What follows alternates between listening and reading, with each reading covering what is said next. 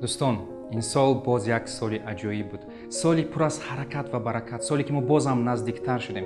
صف اعضایان ما چندین مراتبه زیاد شد که نشانه اعتقاد اعضایان ما است.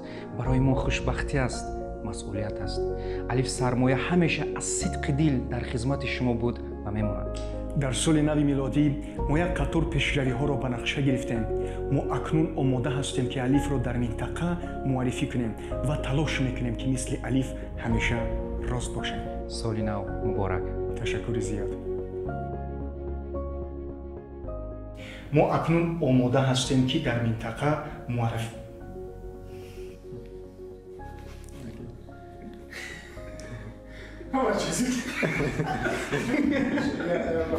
نشانه اعتقادی اعضایان ما است، خوشبختی ما است، مسئولیت ما است. بود و میماند. نبض باید سر نبض صف اعضایان ما چندین مراتبه افزود که برای ما این نشانه کریمی